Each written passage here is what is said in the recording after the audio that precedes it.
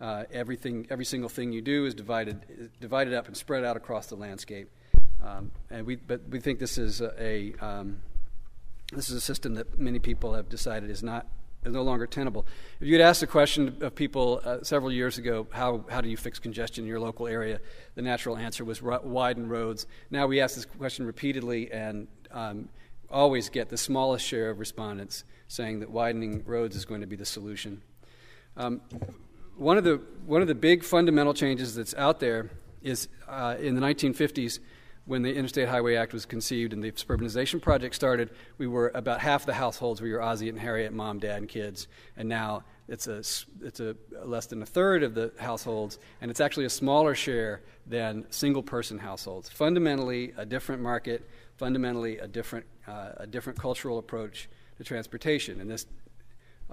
Similarly, a demographic trend is the rising number of aging people, the so-called silver tsunami or the senior tsunami. This is the number of people turning 65 out to 2025 each year, and you can see that it continues to rise rather inexorably. So this is our future, standing in the middle of the road wondering how we're going to get the rest of the way across. The real estate market is changing fundamentally. This is a compilation of a whole lot of market studies that Robert Charles Lesser, a well-known real estate firm, has done, and basically looking at where the future value is likely to be, where people are looking to locate. Centrally located, if you can, in suburbs that are walkable, that are closer to jobs. That is where the market's heading. In part, it's because of this incredible cost that has become associated with driving till you qualify, getting out to the fringe with a long commute that has become increasingly expensive, paying for the car, paying for the insurance, paying for the gasoline. And people have now begun to shift so that these days the worst areas for the foreclosure crisis are actually out in the exurbs. The places that have seen the most fall off in value are out there. The places that are having a difficult time selling the houses and therefore going into foreclosure are out there. And there are many people who believe that this augurs a very different real estate market in the future and a very different desire for people and where they live. And this is just some figures. This is basically the farther you go out, and this is D.C. as an example. The farther you go out from the core, the larger the foreclosure problem becomes.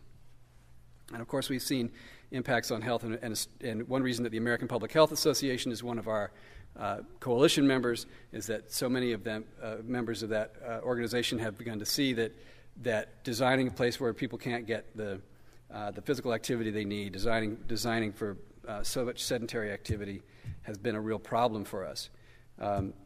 This is the executive committee of our organization. You'll see the AARP and the National Association of Realtors, people who have never even taken a position on the federal transportation bill before, much less been in coalition together, are coming together because the last time was such a disaster.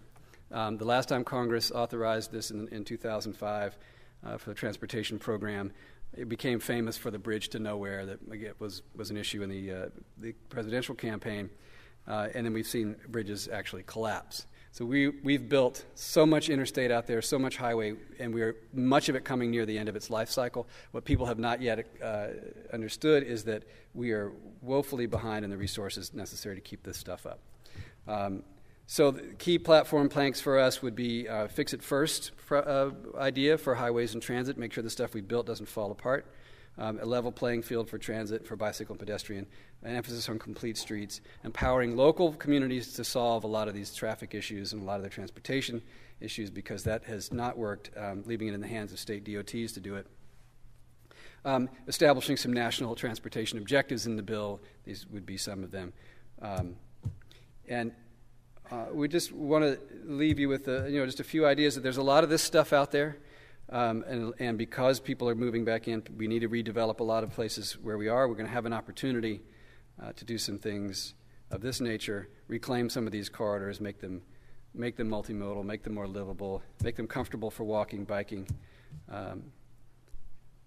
Let the trees grow again. The DOTs nationally have taken the trees out because they see them as motorist hazards, because if you're driving 50 miles an hour and you hit a tree, it's dangerous.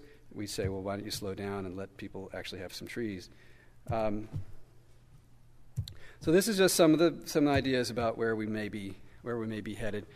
Sorry to have to race through this so quickly, but I just want to kind of lay out a context for why I think big change is ahead and why minds may move easier than we have thought. So please, if you're interested in what we're up to at all, check us out at t4america.org. Thanks very much.